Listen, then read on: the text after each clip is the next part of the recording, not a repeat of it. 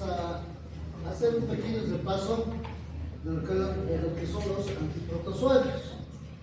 Entonces es una patología, ¿ya?, en la cual nosotros vamos a estudiar acerca de los isópodos, las amebas, flagelados, tenemos el Trypanosoma cruzi o la leishmania. En estos medios vamos a hablar de la leishmania, los esporusuarios como es el Plasmodium y el Toxoplasma, ¿no?, y los ciliados, ¿no? Entonces aquí ustedes tienen un esquema de los parásitos que se puede observar a la microscopía. Entonces vamos a hablar un poco acerca de lo que es el paludismo, ¿no?, o la malaria, ¿no? Es una enfermedad endémica que vamos a encontrar en lugares tropicales, ¿no? Tal vez algunos de ustedes va a ser infectólogo, tienen que saber las áreas endémicas de malaria, o va a ser internista, lo mismo, ¿no? Entonces, pero como médicos generales y como cuando ustedes vayan a la provincia, tienen que saber el manejo del paludismo o la malaria, ¿ya? Entonces, de eso se trata en esta oportunidad, de poderles dar un pequeño pantallazo acerca de lo que es la malaria o el paludismo. Entonces, ¿cómo definimos a la malaria? La malaria o paludismo es una enfermedad parasitaria producida por un protozoario del género Plasmodium. Entonces, estamos haciendo un repaso que ustedes ya han llevado eso en parasitología, ¿no ven? Transmitida por la picadura de un mosquito hembra del género Anopheles, ¿no ven? Infectado por una de las 5 especies de Plasmodium. Entonces tenemos 5 clases de Plasmodium, o digo, hay 5 clases de Plasmodium a nivel mundial. Ya, ahí tienen el Plasmodium falciparum, el Vivax, el ovale, el malaria y uno nuevo que es el Canops lesi. Entonces en nuestro medio, acá en Bolivia, lo que está pintadito de rojo, vamos a encontrar el Plasmodium falciparum y el Plasmodium vivax, ¿ya? Entonces esto no vamos a encontrar, pero ¿qué opinan ustedes si, por decirles, algún paciente ha viajado al África, ¿ya? Ustedes que saben que en el África es un lugar también endémico de malaria, vamos a encontrar, va a haber malaria, ¿no? Entonces en el África podemos encontrar uno de estos 5 tipos de Plasmodium, suponiendo que ha sido infectado por el Plasmodium ovale, o si ustedes quieren por un Plasmodium vivax. Entonces habrá diferencia de un lugar endémico caluroso tropical a un lugar bajo como es acá la Paz, ¿no? ¿Sí? ¿Ya? Si ustedes quieren algo más alto, el alto, ¿ya? Una altitud, el alto. Entonces habrá diferencia, ¿ya? Si ese paciente allá en el lugar tropical del África tenía todos los síntomas de Plasmodium, ¿ya?, le hacen la gota gruesa y le sale, digamos, Plasmodium vivax o falciparum, ¿ya? Entonces hace su tratamiento, pero llega aquí y hay una recaída. ¿Habrá eso? ¿Creen ustedes que aquí, que la altura nos favorecerá a nosotros para que este Plasmodium pueda ser controlado, pueda llegarse a curar, en otras palabras? ¿Qué opinan ustedes? Yo viniendo de un lugar tropical, ¿hay o no? ¿Qué creen ustedes? Entonces, o sea, nosotros, si ustedes si ustedes un poquito analizan, acá en los yungas también hay malaria. En los yungas no hay mucho, pero sí hay en el oriente, ¿no? Beni, Pando, son zonas endémicas de malaria, ¿no? Entonces, van a ver ustedes pacientes que a las 3 de la tarde, ¿no?, donde el sol está en su auge, el paciente está con su chucho. ¿Saben lo que es el chucho, no? Es el escalofríos que tiene el paciente, siente frío. Entonces ahí le ponen su frazadita, 3 de la tarde, donde el sol está en su auge, ¿ya? Entonces, hay lugares que son endémicos. Obviamente, aquellos pacientes que vienen del interior de un lugar tropical a la ciudad de La Paz, hacer el tratamiento, mejoran. Porque ese no es el hábitat del Plasmodium. El hábitat del Plasmodium va a ser los lugares tropicales, ¿ya? ¿Listo? Entonces, ¿cómo es la transmisión? Entonces, aquí ustedes están viendo en esta gráfica, ¿ya? Estamos viendo cómo es la transmisión del mosquito. Entonces, ¿qué es el mosquito? Entonces, al inocular el mosquito, va a inocular los esporozoitos. Y estos esporozoitos, por el sistema sanguíneo, van a llegar a localizarse ¿a dónde? A nivel del hígado. Entonces, esa es una secuencia de la enfermedad de la malaria, ¿no? Entonces, ¿qué fases parasitarias vamos a encontrar durante la estadía del parásito en la persona humana? Por ejemplo, el esporozoitos es una forma móvil inoculado por hembras de mosquitos e invade los hepatocitos, lo que habíamos visto, ¿no? Explicado sangre e hígado. Entonces, en el hígado va a llegar a la forma de esquizonte, una forma madura, intrahepático o en algunos casos intraeritrocitario, ¿no? En el interior del glóbulo rojo, ¿no? Luego va a pasar a un estadio de gametocito, que va a diferenciarse en el estadio sexual, que va a estar localizado en los glóbulos rojos. Entonces seguimos en la fase intraeritrocitaria. Luego entramos a otra fase que es el hipnozoito. ¿Ya? Van a encontrarse en el hígado, pero van a ser persistentes. Por ejemplo, ahí tienen el Plasmodium vivax y el Plasmodium ovale. Lo que quiere decir que esos dos tipos de Plasmodium van a ser latentes en el eritrocito, ¿no? Antes de madurar a esquizontes hepáticos, ¿no? Entonces, hipnozoito va a pasar a esquizontes, ¿no? Luego entramos a otra fase que son los merozoitos. Ya son los parásitos liberados en la corriente sanguínea cuando un esquizonte hepático o eritrocito se rompe. Entonces, cuando ya ha llegado a romperse del glóbulo rojo, va a empezar en la circulación, ¿ya? Y estos van a llegar también a invadir los glóbulos rojos, ¿ya? Entonces, todo lo que hemos hablado hace rato, en resumen, lo encontramos acá. Entonces, vamos a tener una fase de ciclo esporogónico en el mosquito, ¿ya? Esta es la fase en el mosquito Anopheles, ¿ya? Y este es el ciclo esquizogónico que va a ocurrir en el humano, en la persona que va a ser infectado por el mosquito. Entonces, es un pequeño resumen que ustedes ya lo han visto en parasitología, ¿ya?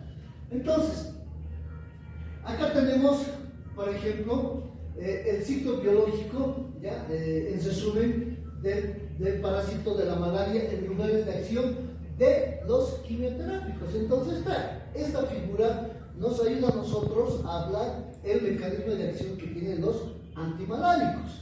Entonces, acá tenemos en el mosquito, ¿ya? Donde van a ser los esporoticidas. ¿Qué fármacos van a actuar? La primaquina, el paraguanil y la pirimetamina, ¿no? Este mosquito hemos dicho que va a dar lugar a la esporogonia, ¿no? Entonces, es un ciclo vital. La esporogonia va a localizarse a nivel del hepatocito o van a ser exoeritrocíticos, ¿no? Como por ejemplo el Plasmodium vivax, el Plasmodium ovale. ¿Qué medicamentos van a actuar o que tienen acción esquizonticida tisular? Ahí tienen el proguanil, la pirimetamida, la primaquina y las tetracyclinas, ¿no? Entonces, seguimos y vamos a entrar en otra fase, la malaria con síntomas clínicos, ¿no? Entonces, aquí la acción sobre el mosquito, sobre la persona, y aquí tenemos ya los síntomas que van a presentar principalmente cuando uno está infectado por el plasmodio, ¿no?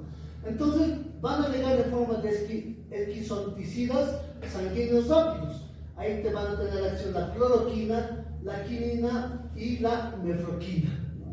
Y en algunos casos donde van a llegar a la fase de esquizonticidas sanguíneos lentos, ahí van a actuar la pirimetamida, la primaquina, las sulfonamidas y la dapsona, ¿no? Entonces, estos son los ciclos que van a hacer el Plasmodium falciparum, el ovale o el malario, ¿no? Tienen una proliferación de merozoitos que van a llegar hasta el hígado en 48 horas, los otros en 72 horas, ¿no? Entonces, este es el ciclo vital en resumen, lo que nos ayuda a nosotros para poder determinar en qué lugar, en qué fase van a actuar los antimaláricos o antipalúdicos. ¿Listo? Muy bien. Entonces, haciendo ya después de haber hecho ese pequeño resumen, un pequeño recuerdo que ustedes ya lo han llevado en parasitología, vamos a tomar en cuenta qué medicamentos antimaláricos vamos a encontrar. Tenemos en nuestro medio. Ahí tenemos la cloroquina fosfato, que viene en tabletas y tiene una concentración de 250 miligramos. La primaquina fosfato en tabletas de 5 miligramos, el clorhidrato de mefloquina en tabletas de 250 miligramos, la clindamicina clorhidrato en cápsulas de 300 miligramos, el sulfato de quinina de tabletas de 300 miligramos y la biclorhidrato de quinina en ampollas de 600 miligramos. Entonces, esos son los medicamentos antimaláricos que nosotros vamos a encontrar en el programa del paludismo acá en nuestro medio. ¿Ya? ¿Cómo clasificamos a los antipalúdicos? Entonces vamos a clasificar en esquizonticidas hísticos, que van a eliminar las formas hísticas, esquizonticidas sanguíneos, que van a actuar sobre parásitos dentro de los eritrocitos, y los gametocidas, que destruyen en etapas sexuales e impiden la transmisión a los mosquitos, ¿no? Entonces esa es la clasificación de la acción, vamos a decir, de la acción que van a tener los antipalúdicos. Entonces acá tenemos una diapositiva donde igual nos habla, ¿no ve? El mismo ciclo que hemos visto en la anterior, solamente que aquí nos clasifica la clase 1 y clase 2 de antipalúdicos, ¿no? Entonces acá vamos a tener, ustedes se dan cuenta, es negativo para los esporizoitos en etapas hepáticas primarias y hipnosoritos, pero es positivo o tiene buena acción sobre las etapas eritrocitarias, especialmente asexual. Entonces, esta es una diapositiva que nos ayuda a nosotros a determinar qué antipalúdico van a actuar sobre diferentes fases o etapas del parásito, ¿ya? Entonces, después de hablar un poco del tratamiento, enseguida vamos a ver los esquemas de tratamiento y los mecanismos de acción. Tenemos que hablar también nosotros de quimioprofilaxis. ¿No? Quimioprofilaxis, ¿qué quiere decir? Es una medida preventiva, ¿vale? Entonces yo tengo que saber utilizar qué medicamentos para prevenir contra la picadura del plasmodio. Entonces ya hablamos de la infección por plasmodium falciparum, vivax, malaria y ovale. Podemos utilizar el fosfato de cloroquina, ¿no? Entonces si yo voy a hoy viajar al África, donde sé que hay malaria, hay paludismo, entonces puedo hacer una quimioprofilaxis con cloroquina, por vía oral, obviamente. Si sabemos que en una zona endémica hay infecciones por cepas resistentes, ya estamos hablando de cepas resistentes al Plasmodium falciparum o al Vivax, utilizaremos el clorhidrato de mefloquina.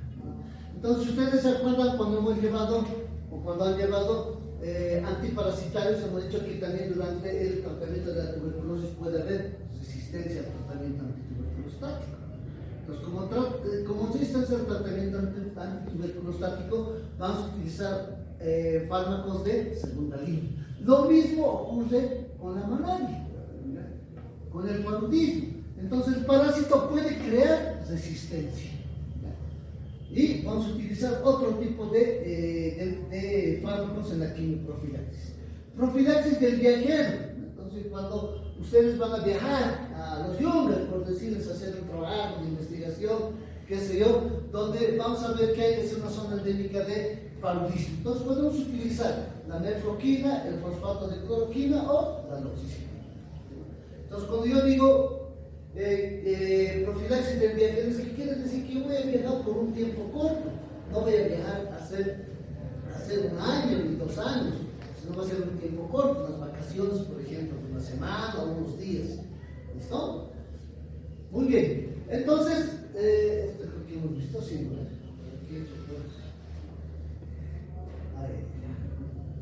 Al mismo momento.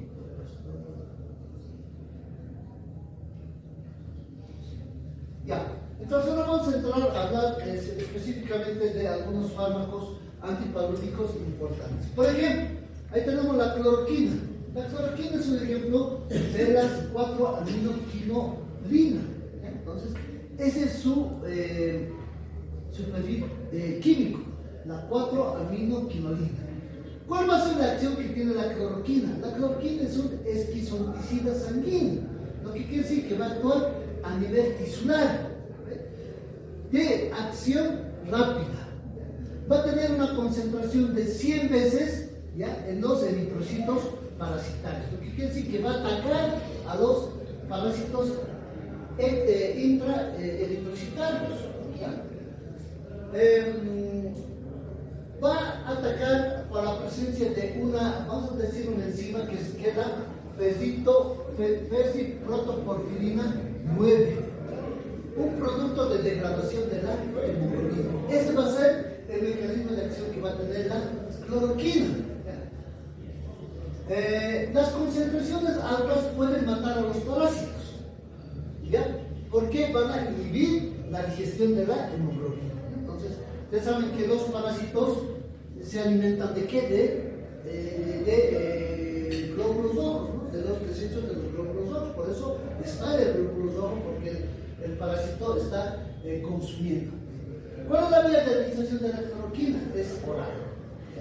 Y en infecciones graves por falciparum se puede administrar en inyecciones o perfusiones, ¿no? Entonces, lo que quiere decir que cuando hay una infección de malaria bastante acentuado, bastante grave, podemos utilizar la vía parenteral.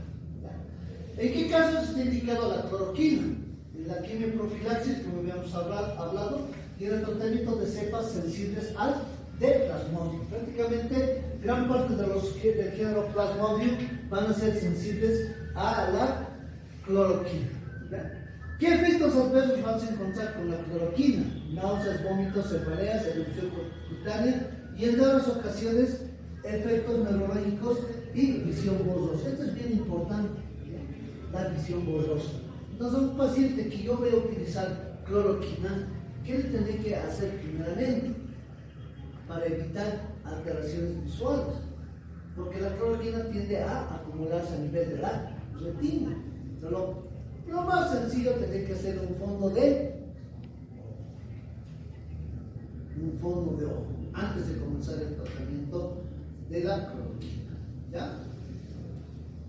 Luego, en la familia de las quinolino-metanole tenemos la quinina y la nefroquina, ¿ya?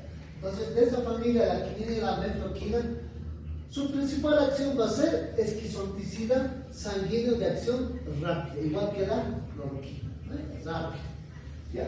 Al igual que la cloroquina, también se va a unir al producto de la digestión de la hemoglobina. Entonces, tiene el mismo mecanismo de acción que la cloroquina. No tiene efecto sobre las formas exoeritrocitarias, lo que quiere decir que estos van a actuar sobre la forma intraeritrocitaria y sanguínea. Tampoco sobre los gametocitos de Plasmodium falciparum. La vía de administración de la quinina es por vía oral o en algunos casos por perfusión a una velocidad controlada. Entonces, cuando nosotros utilizamos la vía parenteral, en el caso del paludismo, siempre tiene que ser por infusión y no tiene que ser en forma rápida. Entonces, normalmente se le coloca en una solución de 500 o de 300 ml de solución, y a eso tiene que entrar en forma lenta. ¿Ya? No puede entrar en forma rápida. Entonces, qué sé yo, podemos administrar en 8 horas o en 12 horas. ¿Ya? La mefloquina solo se administra por vía oral. Indicaciones. La quinina va a estar indicado en el tratamiento de las crisis agudas del Plasmodium falciparum resistente a la cloroquina. Entonces, en el paludismo también vamos a encontrar crisis. Va a haber crisis, va a haber cuadros críticos agudos de crisis. La mefloquina es eficaz en todas las especies de malaria, incluida el Plasmodium falciparum resistente. ¿Ya? Pero también se puede utilizar como quimioprofilaxis. Ahora, siguiente. ¿Qué efectos adversos vamos a encontrar con la quinina? Vamos a encontrar acúfenos, cefaleas, náuseas, visión borrosa e hipoglucemia. ¿Ya? Entonces, en algunos casos cuando hay sobredosis, podemos llegar a una hipotensión profunda, ¿ya? Porque va a haber una vasodilatación y una depresión miocárdica, ¿no? Entonces, si hay depresión miocárdica, con el uso de la quinina podemos provocar arritmias cardíacas en sobredosis, ¿no? La quinina es segura del embarazo. Entonces, siempre tenemos que tomar en cuenta que estos fármacos, algunos son contraindicados durante el embarazo, pero la quinina es tolerable, es de seguridad. La mefloquina puede causar náuseas, vómitos, molestias digestivas e hipotensión postural. En raras ocasiones me va a llevar a una neuropatía aguda. La nefloquina sí puede causar anomalías fetales, lo que quiere decir que va a estar contraindicado en el embarazo, en la gestación. ¿Ya? Estos fármacos se van a utilizar en combinación con otras sulfamidas o con tetraciquinas. Podemos asociar. ¿Ya? Hemos dicho que con la quinina nos puede llevar a una hipoglicemia. ¿Por qué nos puede llevar a una hipoglicemia? Porque el parásito, una de sus características es de consumir la glucosa. Entonces, si por un lado tengo un parásito que consuma la glucosa y por otro lado tengo la quinina que me va a producir gran liberación de insulina, entonces se va a hacer como un sinergismo para llevarnos a una hipoglucemia. ¿Listo? Entonces, dado el examen se llama pescar. ¿Por qué la hipoglucemia? Si tengo un paciente con una hipoglucemia, una glucosa de, digamos, de 50. Otra familia son los antifolatos. Y en los antifolatos tenemos los antifolatos tipo 1 como las sulfamidas y la dapsona, y el de tipo 2 como la pirimetamina y el proguanil. Ambos folatos son útiles en el tratamiento de la malaria. ¿Cuál es el mecanismo de acción? El mecanismo de acción va a ser lento en comparación con los anteriores antipalúticos. Se van a tener un mecanismo de acción esquizonticidas sanguíneos y esquizonticidas tisulares y esporonticidas. Ese es el mecanismo de acción que van a tener los folatos. ¿Cuál va a ser la acción? Van a inhibir la formación de compuestos de folato, por tanto van a inhibir la síntesis de ADN. Ese es el mecanismo de acción. Si hay inhibición de la síntesis de ADN, va a haber alteración en la división celular. Entonces, saben, por biología diré, no hay folatos, no hay síntesis de ADN. No hay síntesis de ADN, no hay división celular. ¿Vale? Entonces, ese es el mecanismo de acción que van a tener los folatos. Los folatos tipo 1, como las sulfonamidas y la dapsone, compiten con el ácido paraminobenzoico por esta enzima, la hidroperoito sintetasa, que se encuentra solo en los parásitos. Lo que quiere decir que el mecanismo de acción de los antifolatos tipo 1 va a ser competir con el PABA, ¿no? Con el ácido paraminobenzoico. ¿Listo? Ese va a ser el mecanismo de acción.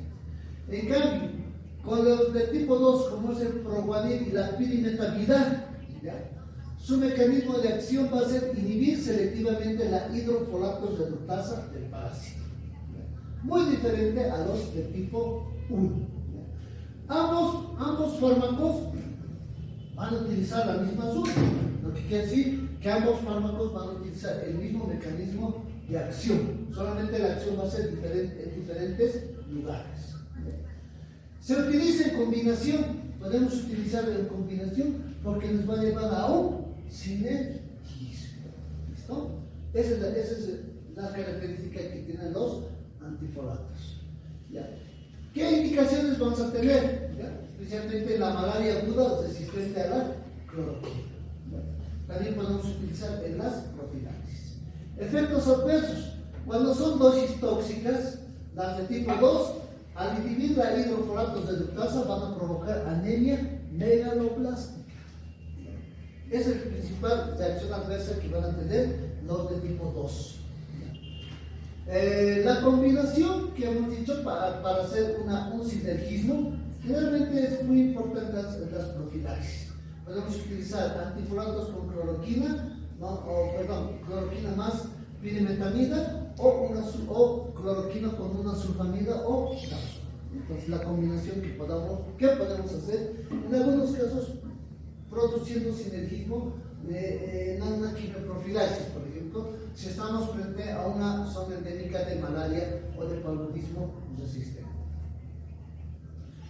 Otra familia, las 8 aminoquinolinas. Entonces, de esa familia, el prototipo va a ser la primaquina. Entonces, ¿cuál va a ser el mecanismo de acción de la primaquina? Es un hipnosolticida y gametocida que va a causar daño oxidativo al parásito. Ustedes saben que para dividirse, para entrar al ciclo celular, el parásito también necesita el sistema oxidativo. Entonces, va a alterar el daño oxidativo del parásito.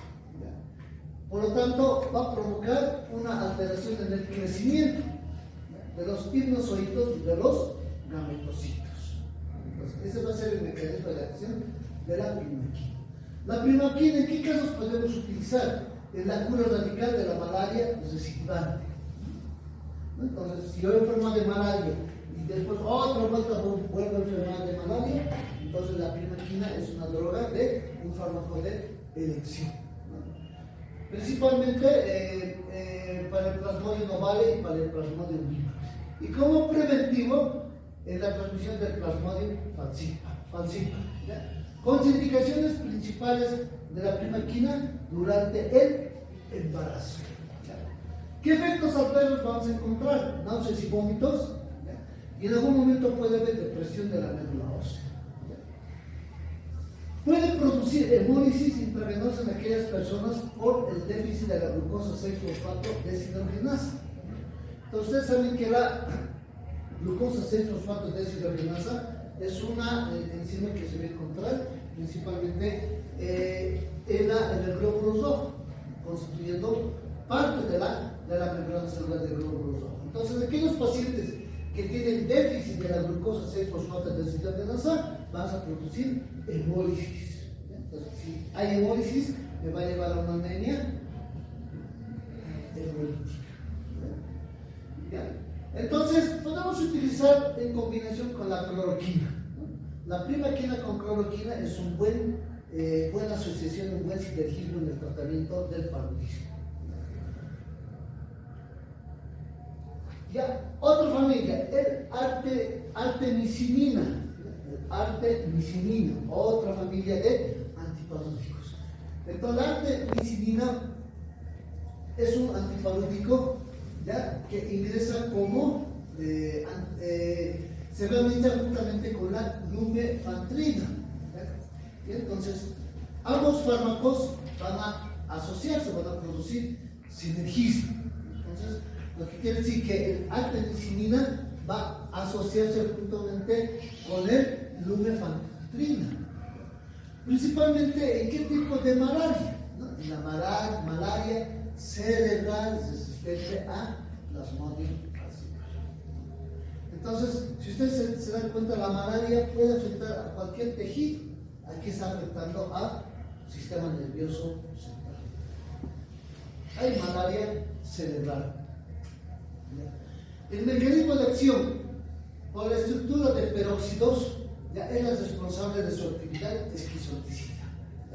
Entonces, lo que quiere decir que la artemisinina con la lumefantrina van a producir peróxidos, que va a ser la causa del mecanismo de acción esquizoticida de estos fármacos a nivel sanguíneo, especialmente del plasmodium falciparum. La administración es por vía oral. La indicación va a ser en la malaria no complicada por plasmodium falciparum.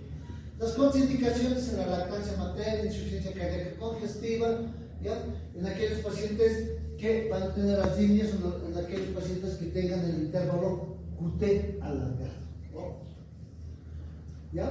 Los efectos adversos vamos a encontrar náuseas, vómitos, dolor abdominal, diarrea, mareos, artralgias y mialgias. Entonces son efectos adversos muy inocuos, pero podemos provocar. Muy bien, entonces acá tenemos algunos esquemas que hemos sacado del Programa Nacional de Malaria, del programa. Entonces, en caso de malaria por Plasmodium vivax no complicada, ahí tenemos la dosificación terapéutica y la vía de administración. Fosfato de cloroquina, fosfato de primaquina, ahí tienen ustedes el kilogramo peso, ambos por vía oral, 10 miligramos kilogramo peso por día los 2 primeros días y 5 miligramos kilogramo peso del tercer día. Dosis total 25 miligramos kilogramo peso. Entonces el único tratamiento con cloroquina. Con primaquina es 0,5 miligramos kilogramo peso por 7 días. Dosis total podrán llegar hasta 3,5 miligramos kilogramo peso. ¿Ya? Duración del tratamiento 7 días. No debe pasar más de 7 días. Y aquí ustedes tienen el esquema, primero, segundo, tercer día, primero, segundo, tercer, hasta el séptimo día. Lo que quiere decir que yo le voy a dar la cloroquina solamente por 3 días, y la primaquina voy a darle por 7 días.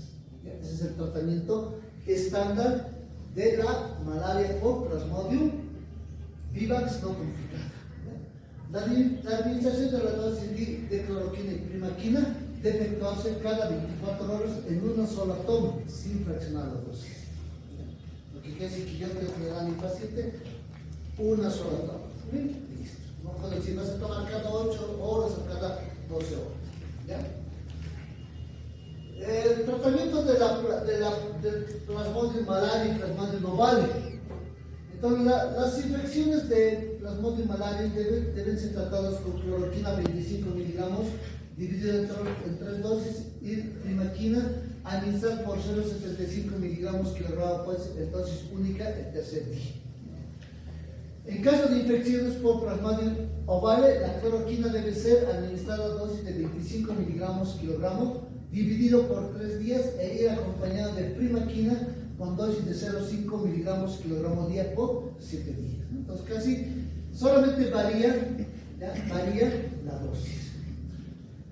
Entonces cuando yo hago la gota gruesa, ¿no? Ahí me sale, ¿no? Plasmodium, falciparum, Plasmodium ovale, me tienen que soportar. ¿Ya? Entonces tanto las infecciones por Plasmodium ovale va a ser la infección de primaquina por 7 días, ¿no? Como el anterior esquema. Debido a la formación de los hipnozoitos hepáticos y para prevenir recaídas. 7 días con primaquina. Del Plasmodium falciparum. El esquema de primera línea es el ácido misato con mefloquina combinados a dosis fija para el tratamiento de la malaria no complicada por Plasmodium falciparum. Entonces acá ustedes tienen los esquemas, ¿ya?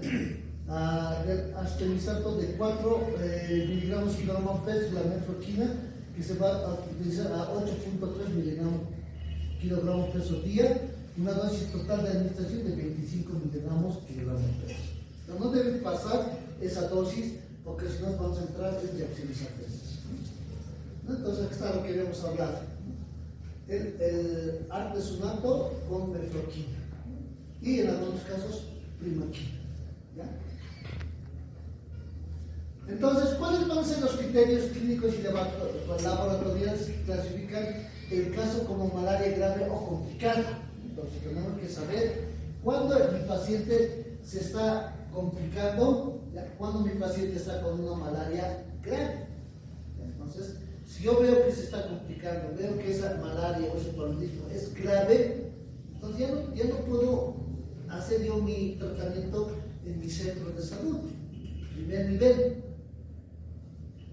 Entonces tengo que enviarlo a tercer nivel. Entonces aquí tenemos algunos datos, tanto criterios clínicos como criterios laboratoriales. Esto les va a servir para cuando ustedes estén en su provincia o tal vez algunos de ustedes se quieren trabajar a la región tropical, tienen que conocer esto.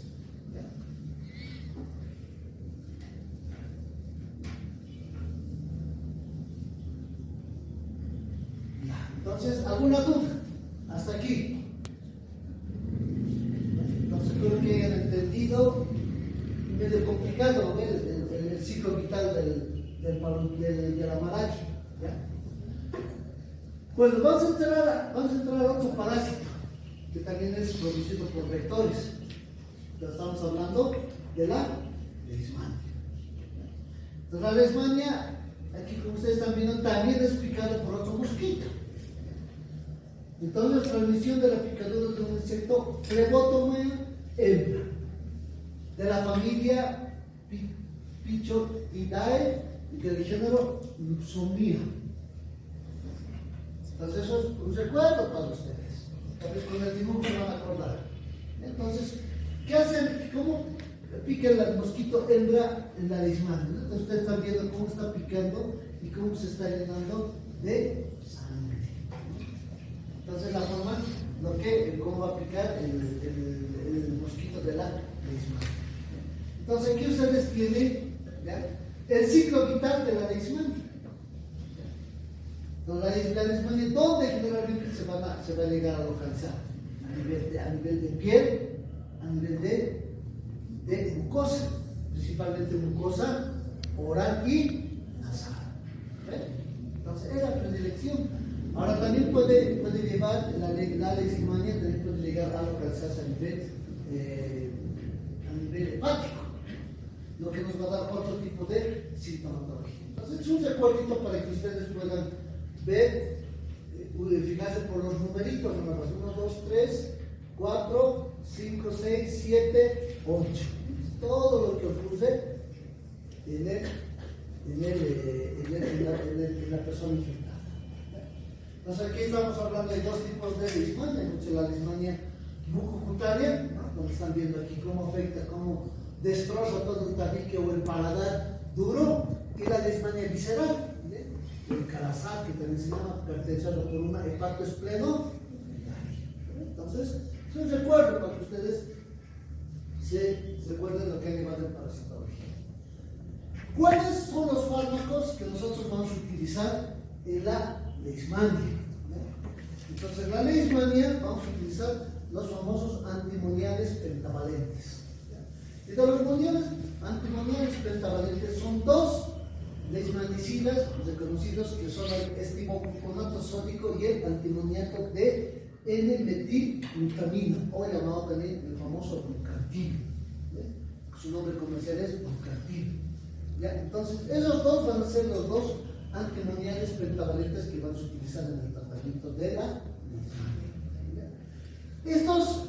Estos antimoniales, ¿cuál va a ser su mecanismo de acción? Van a inhibir el metabolismo energético del amastigote del parásito. Ese es el principal mecanismo de acción. Inhibir el metabolismo energético del amastigote del parásito. El antimonio, por eso se llama antimoniales, va a inhibir la actividad oxidativa y glucolítica del parásito, originando así su descenso de energía. Entonces, como antimoniales pentavalentes, vamos a encontrar dos tipos de mecanismos de acción. Uno que inhibe el metabolismo energético y el otro que inhibe la actividad oxidativa y glucolítica del parásito. Ese va a ser el mecanismo de acción tanto del estibocuponato sódico y el antimoniato de N-metilglutamina. Estos antimoniales no se absorben por el aparato digestivo, lo que quiere decir que no podemos administrar por vía oral. No hay por vía oral. Todo es por vía parenteral. Pueden utilizar intramuscular o pueden utilizar la vía endovenosa. Algo recomendable es la vía endovenosa, porque es doloroso la vía intramuscular. Entonces, estos fármacos van a alcanzar concentraciones plasmáticas elevadas en 1 a 2 horas. Y su forma de eliminación va a ser por vía renal. ¿Ya? Entonces, ese es vamos a decir, la farmacocinética que tienen estos antimoniales pentavalentes. Algo que nos interesa a nosotros en la administración de los antimoniales van a ser las reacciones adversas. ¿Ya? Primero, puede provocar abscesos, ¿ya?, en el lugar de inyección. Entonces, si yo le voy a pasar por vía endovenosa, puedo producir algún absceso en el sitio que estoy colocando la vía, ¿no? O puedo producir flebitis, porque estoy ingresando por vena, entonces podemos provocar flebitis. Entonces hay que tener mucho cuidado, no hay que colocar en forma diluida, directo, sino siempre colocar en forma de infusión. Ustedes pueden poner para 8 horas, 12 horas, en algunos casos 24 horas, todo dependiendo mucho de la experiencia que uno tiene. ¿Ya? Entonces, vamos a evitar este tipo de reacciones adversas. ¿Ya? Otras reacciones adversas son las hepáticas y renales, pero la más importante es la cardiotoxicidad. Esa es la reacción adversa más importante de estos antimoniales pentavalentes. Las reacciones, las reacciones adversas son cardiotóxicas, ¿ya?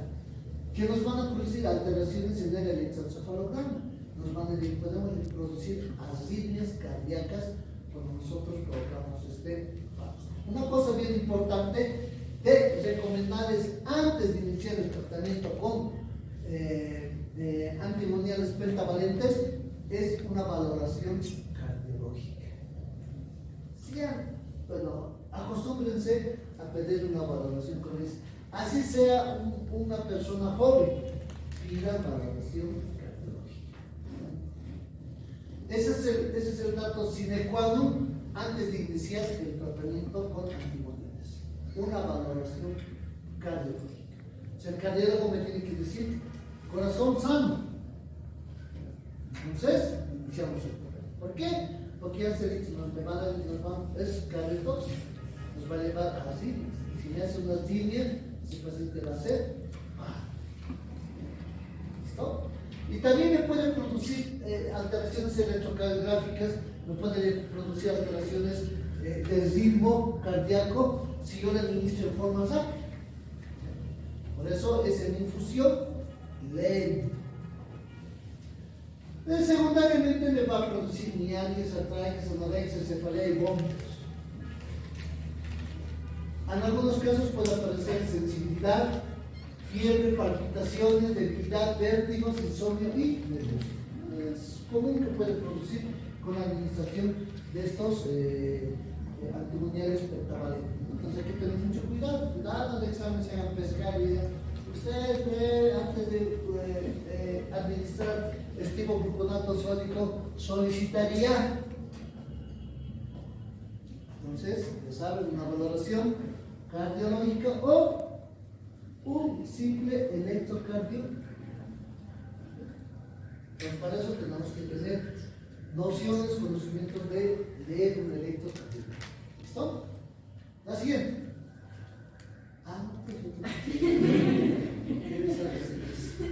¿Ya? Entonces, ¿en qué casos vamos a administrar estos fármacos, ¿no? Las indicaciones. Ahí tenemos la lesmania visceral. Se recomienda el estibogluconato sódico con 10 miligramos a una dosis de 0,1 ml kilogramo día. Entonces se está dando la pauta. 0,1 ml kilogramo día.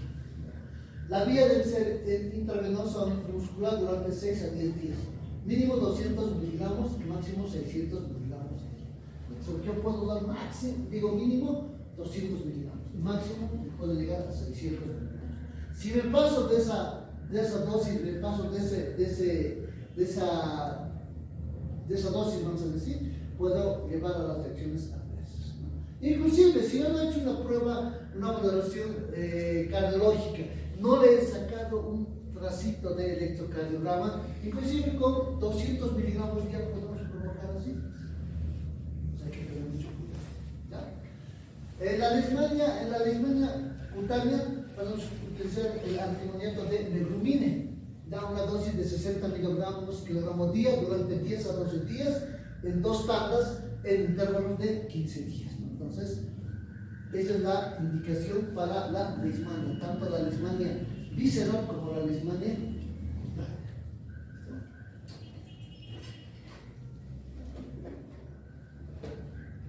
Salite de ahí y te vas a ir a otro. No, pues que no sé, ¿no?